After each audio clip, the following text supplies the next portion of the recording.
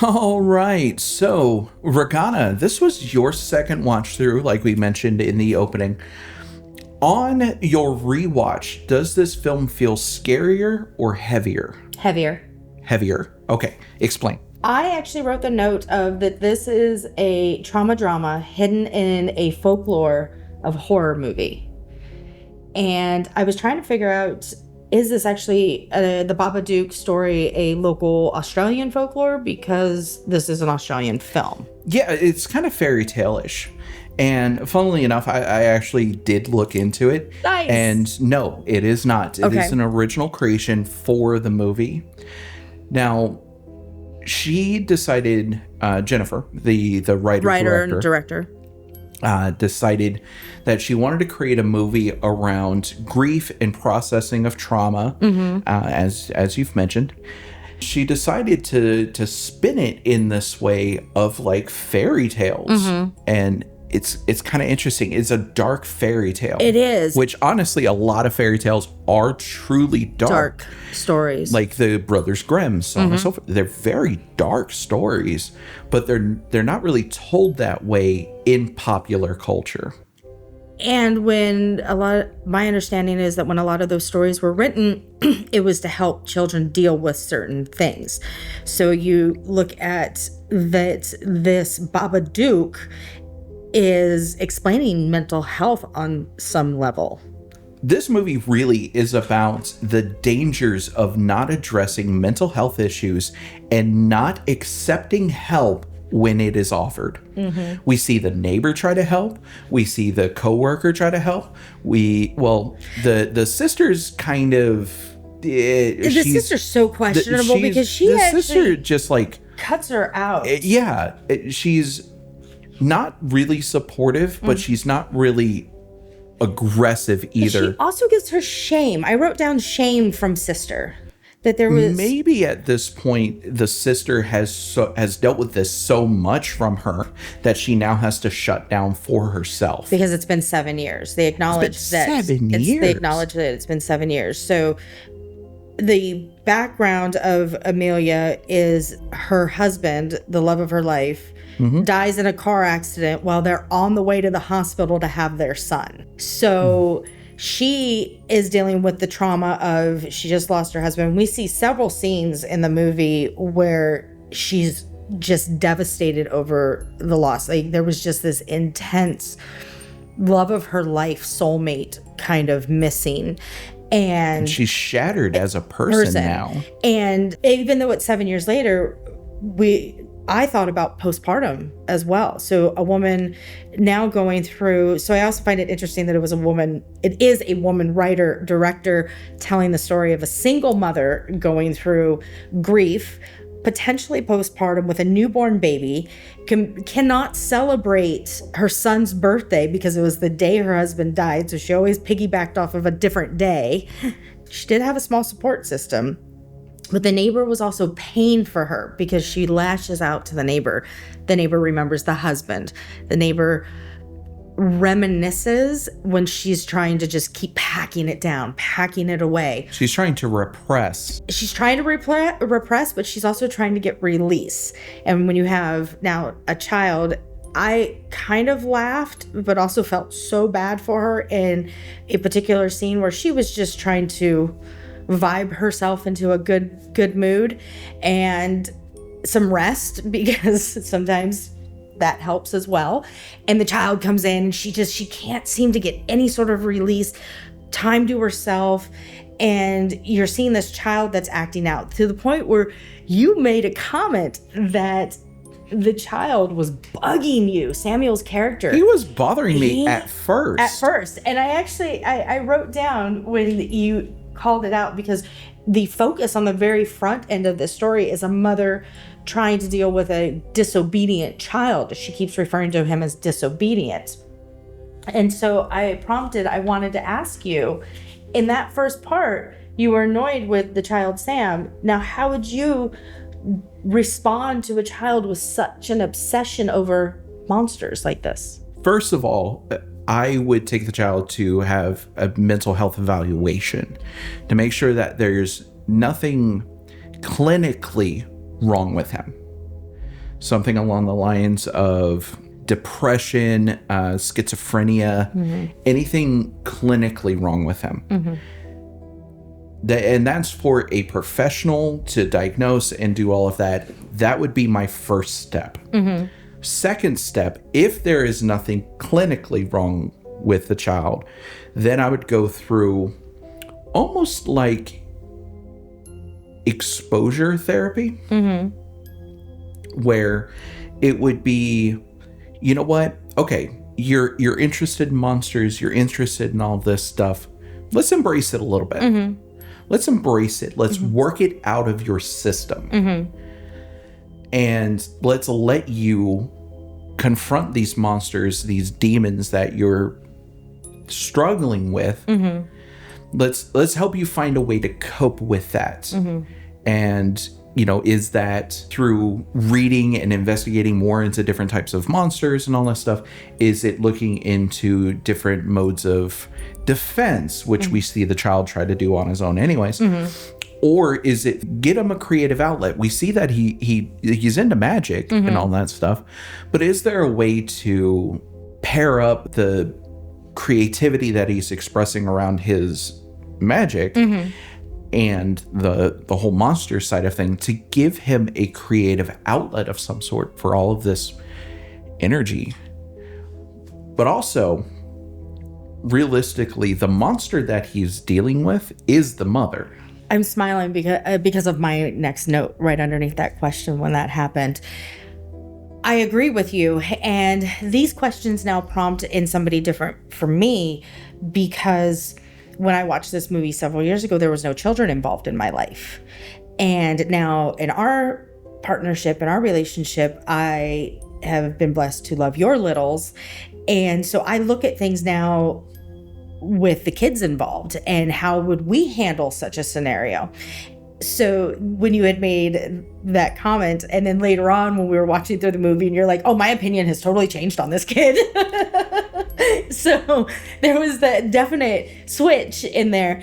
And the next note after writing that, because so as we were watching this, we're both just making our quick little notes and then sitting down afterwards to kind of in depth. Piece all it together. Yeah. So the next thing is where I tuned in mom's mental health and I question marked it. And then I said depression, the boy helping her fight. So I started to think about, you've got all of her depression, all of her battles. And I agree, take a child to a specialist and find out what's going on. But if she has been battling all this and she's in a place where she doesn't have, you know, the means for medical to take him to, so until there was an episode where he has basically a seizure of the sorts, that she's able to get in with a doctor like, yes, let's find out what's going on. This has been happening. But also, as she's fighting her depression, they've been kind of feeding off of each other for all those years. They're codependent. Yes, that's the word. They are very codependent on each other. Well, okay. So for the child, he looks at her as his world, his provider, his caretaker. She looks at him as the one I have to protect and the one I have to provide for, but also the one who is causing a lot of this and how stress. She has the stress and the anger that she's so it's a duality for her. Yes. So, and she also kind of looks at him as a little piece of the father still. Because there are several moments that she mentions throughout, well, he's just like his father. He speaks his mind. So she does see that little glimmer of the father in him still. So there is that codependent nature between the two, which honestly, in healthy dosage, a codependent dynamic is not bad. It's not a negative. It's not. It's when it's taken to an extreme like this that puts one or multiple people into danger. Correct. And this it's exactly what this does. Yes, and he was in danger. Her mental health was really it was a very dangerous. Both of them were in danger. She was in danger of hurting everybody around her, which she does. She's in danger of hurting herself. And he's in danger of being hurt by her. And she's in danger of him hurting her, which he proves because he comes back with some armory. More on the Kevin McAllister side of Samuel later. Yeah, like That's he really so turned true. into totally Macaulay Culkin from Home Alone. That's right. You said that, and I thought MacGyver. I was watching it, but yes, it was the total Macaulay Culkin just piecing things together. So as he's going through the movie, he constantly talks about fighting the monsters. They have this routine. He goes to bed. He can't sleep. They read a lot of books. He's always ready for this battle of this monster to come back, which makes me wonder how many episodes. How many times has this spiraled before in his 7-year lifetime? So, which also explains a lot of his outbursts and a lot of his uncontrollable behavior. Because if the model that you're given as you are a child is like that, then and it spirals like that, of course you're going to have poor emotional regulation. Yes, and they were just mirroring each other. They were throughout it. Once you tune into that's what's happening, that they're both having emotional breaks. And that goes back to that codependent nature between the two of them. Now, do you think that he was on the spectrum, or do you think it was that he was born into trauma?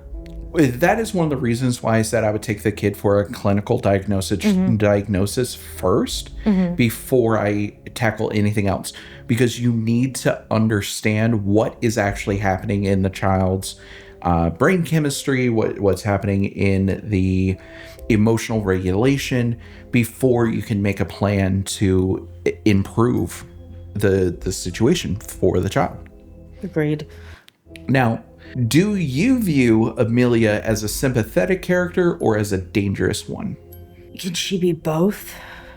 I feel like she's both. Answer. Like I feel like she can be both. She's very dangerous in the mental state that she is in because of what we end up being shown. We haven't even gotten into where the book plays into this, and not yet. Not yet. Okay, because I have thoughts around that as well, and. So but I sympathize with her in the aspect that you see all of the stress. And I know I praise fathers, but also, we have to praise our mothers out there too for doing, being out there, and she's trying her best, and her entire life shattered the day that this child was born. And you saying that built the connection in my brain. Of what? Part of the reason why she is the way that she is because of that shattering on that day. So she lost her husband and her child was born on the same day. So there was a mental connection that was built between the two events. So all of the grief and everything that she feels around the loss of the father is now transferred to the son. And why she can't even acknowledge the day. She just almost wants to forget him, but then she has all these psychoses where she sees him. And there was a point in the movie, and I don't know if you remember the scene or even if you called it was in the very beginning. He goes over to hug her. Samuel goes over to hug her, and she's like, "Stop, don't do that." What did he do? What? I couldn't tell. It was the captions were was it the way he hugged her? It set this uncomfortable tone between them for me. Me too. Okay. I couldn't figure out what was going on there, yeah, but I did ask either. What bothered Mom when he hugged her. What did he do? What happened there? So if anybody else has seen it and kind of understand that, then please, I was very puzzled. Because I also posed the question because you said that sometimes he reminds her of her ex-husband. And sometimes in a weird shattered world, things get crossed over. And we see that they were definitely living in psychosis. Yes. At what point in the film are you more uncomfortable with her than for her? After Bugsy. Okay, so that's where it tips for you. Yes. Okay. For me, it's the scene in the car where she freaks out and drives and hits the other car, where she's freaking out in the car. Yes. And that right there is where it shifts for me. As you said that, when she's sitting in the bathtub with her clothes on. Yeah. Whoa. Like, at first I thought she was just sitting in the bathtub of warm water and her son comes in to look for her. And she's now on her mental, she's spiraling bad. So she's hit somebody, a hit and run. They get back to the house and she's sitting in the bath, and I immediately think, okay, that's one of my comfort go-tos. I'll go take a bath. And she stands up and she's got all of her clothes on, and then she puts him in the bath too, and I'm like, oh shit, this is her spiraling break. It is a very uncomfortable scene. It really is. But Bugsy got me bad. Bugsy's where it tips for you. Yes. Well, we know I don't do well with animals being harmed, and within this movie they give you two, not once but twice. All right. The Babadook. Okay, cool. Because I have the note. Mr. Babadook just appears. The book just appears.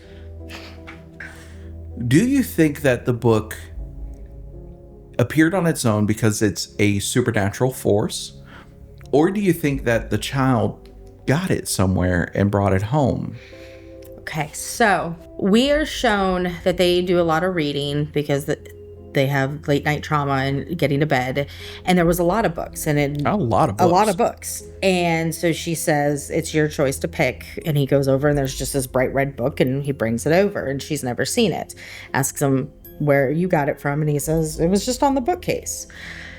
So I did wonder about that, because she does look at it. She's looking over the book later because it's got this horrific story in it, and there's no printer, there's no publishing to it.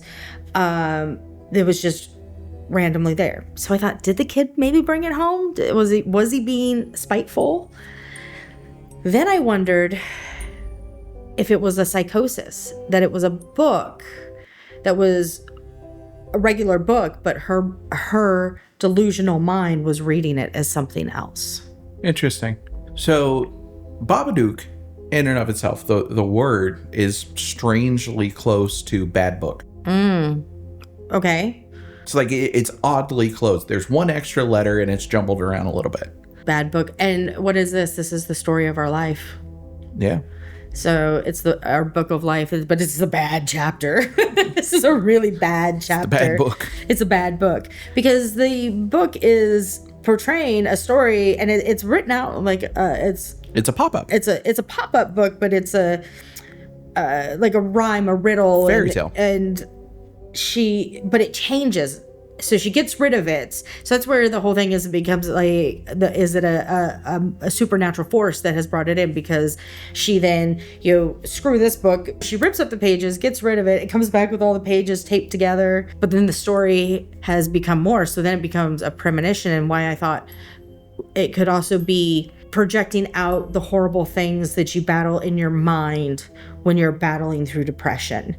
And when people are going through depression, sadly, there are the things that are just you hyper fixate on that are bothering you, and you have horrible thoughts, and that may be harming yourself, harming the agitation. And then there's sometimes you take it out on the printer that just doesn't keep printing your stuff correctly. Like, I don't know, I had an Office Space moment where they just oh jeez, okay. But what I'm saying, and it's projecting it out onto the story. But now it's like, here's my thoughts, but it's being shown in front of me, and I'm in a psychosis. So am I having a paranormal experience, or is my brain breaking? And this is how it's showing me in this reality that is in front of me, what I'm terrified of. Okay, interesting. I like that the movie left that open to interpretation like this. I personally think that the movie would have lost something if they explained it. If they like went through and gave the Babadook an origin story and all this stuff and the history and all that, I think this would have lost an element there to it. Yeah. I do have the note here about postpartum is real, newborn baby, loss of husband. Samuel loves his mom, and there's a lot of talk in wanting to protect her, and he reaches out to his dad. He says a lot, Dad, I'm gonna protect mom. What do you think that he was always trying to protect her from? The depression. He didn't understand that that's what it was, but that's what it was. It was the grief. It was the depression. I had written a note, parent and child both grieving same person, that trauma bond can create a monster from internal to external, a poltergeist or a suggestive demon or a terror from a book creating it. So when you have so much trauma and you both are in the house and all that suppression, and the sister says, I don't even want to come around anymore. And she's blaming the son because she's only ever seen that side of it, that the auntie only ever sees that side of it. I hate your son. I don't want to be around your son. So there's all this just oppression and negativity in this house. And then once the suggestion was there, and don't let it in. So when he was constantly crying out to his mother, don't let it in, she was thinking it was the Babadook, a fictional fantasy. What do you think he was actually saying to her about don't let it in? Well, he was visualizing it as the Babadook as well, but the Babadook in and of itself is a metaphor around the grief and depression. So really what the movie is trying to say is the kid was saying, don't let your depression in. Don't let it take in. Yes. Now, you've mentioned the house. The house itself, it feels suffocating.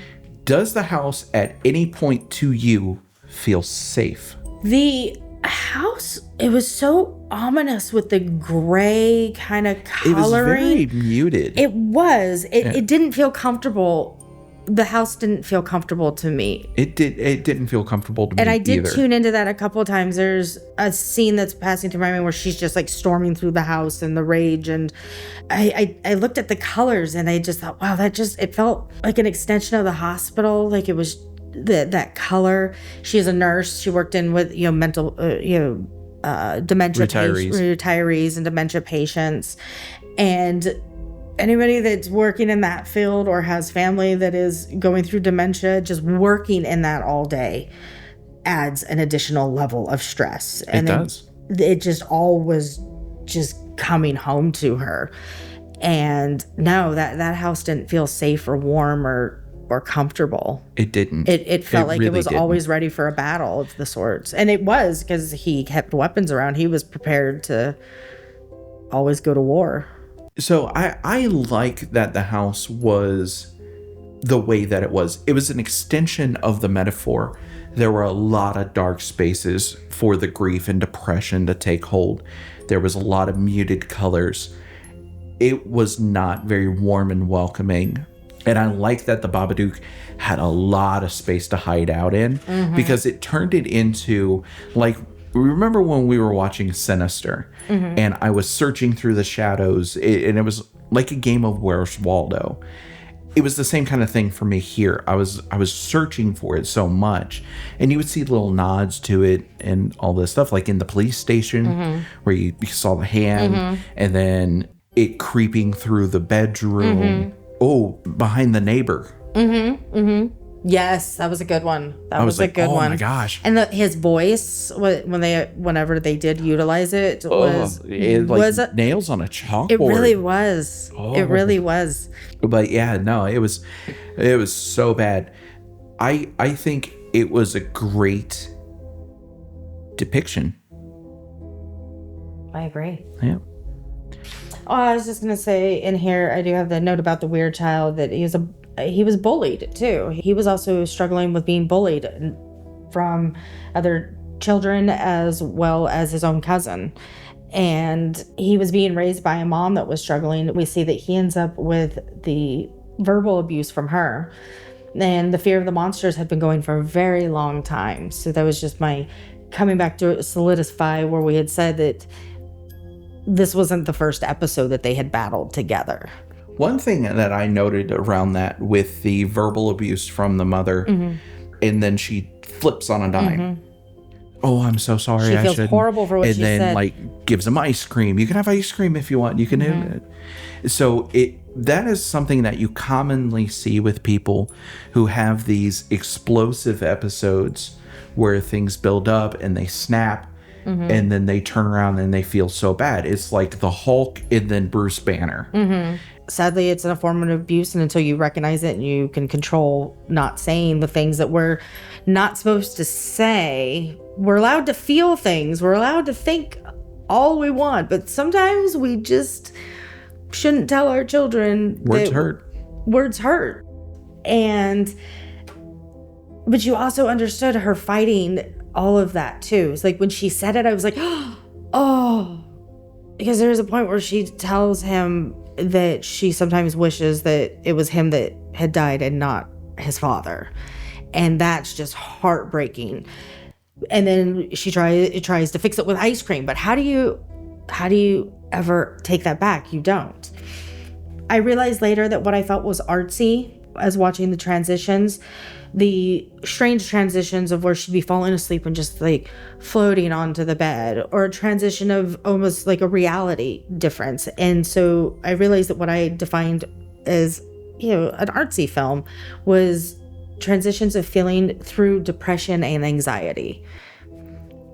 The battles that a family goes through, Samuel having to defend himself, all the while telling his dead dad that he will protect his mom, and the isolation. So they're also going through another part of where you get really deep into depression and you're spiraling and you don't talk to anybody. She's reprimanding him. He's reaching out to the neighbor. Like, he knows mom's lost it, and he's trying to reach out, and she's cutting the phone cords. And the mental health and the cockroaches, sometimes you're wondering, is this supernatural or is this her mental health? And there are times in your psychosis that you'll believe that something is there and scrub the hell out of something, and it really wasn't. So we're seeing all of this kind of falling apart in that final big scene. With the ending, do you believe that Amelia is better, or do you think that she's back to repressing and just coping? Oh, good question. Good question.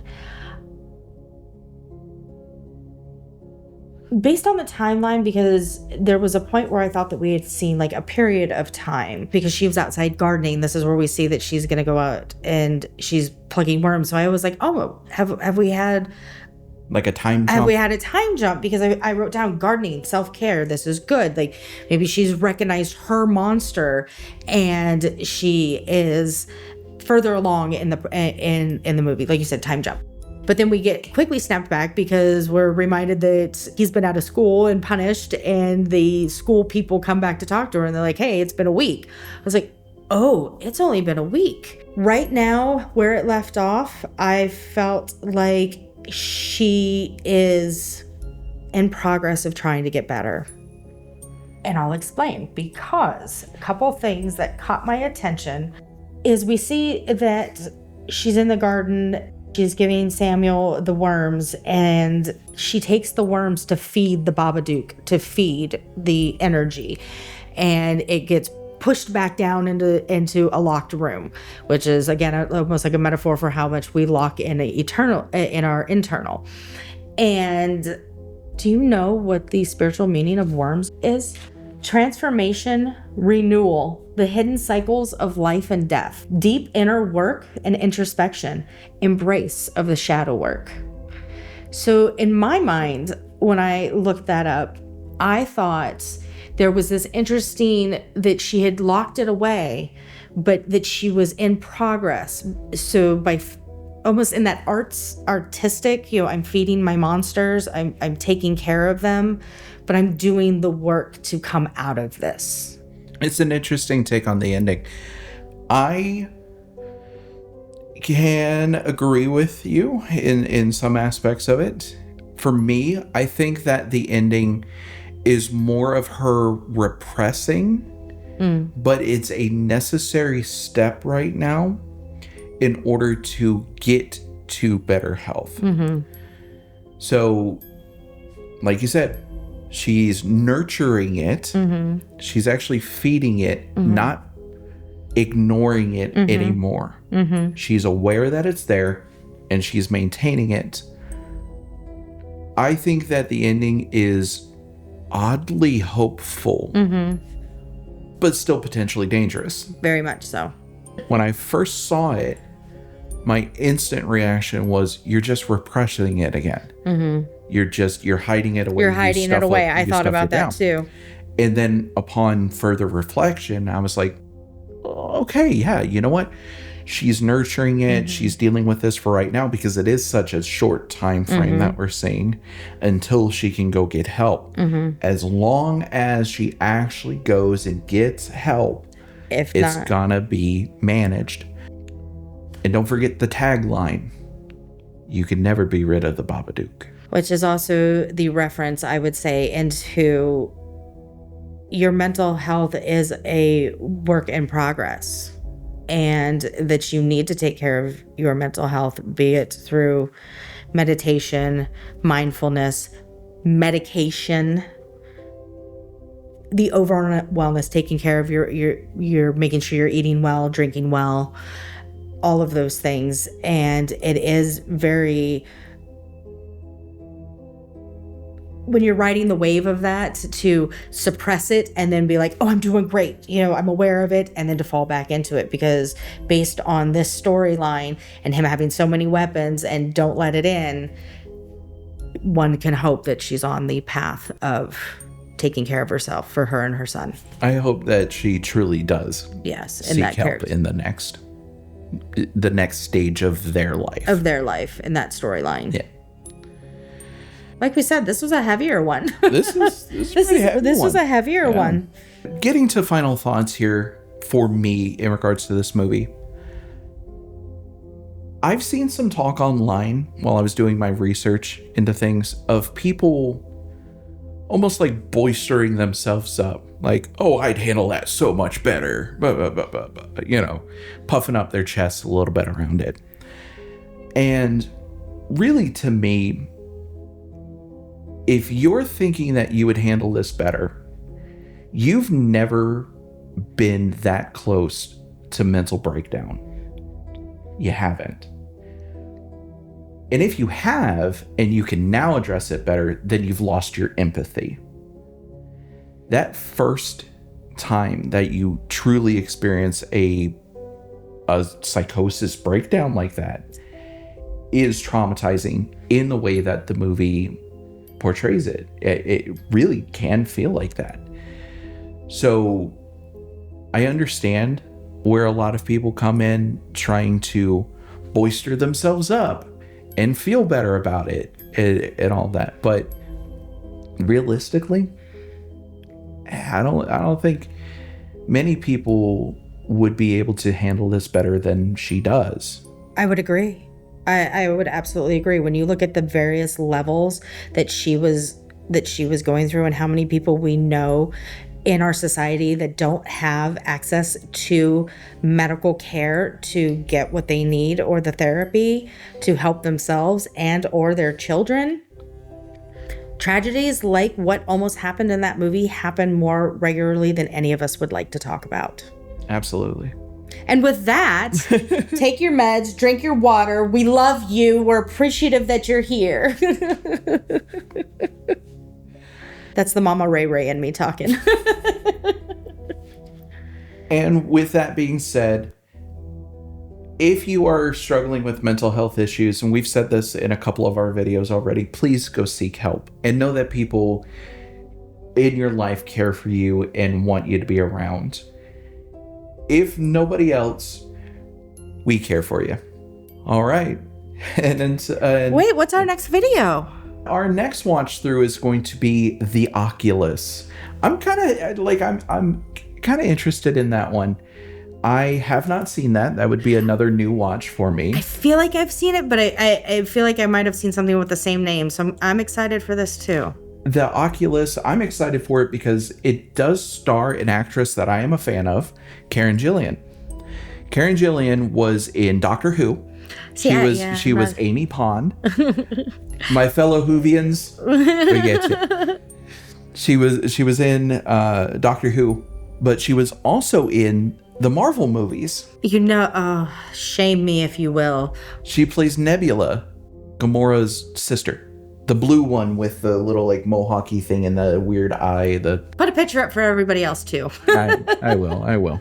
But I'm excited for it. She's another great British actress. Awesome. And just, yeah. I'm excited to dive into another one with you, my love.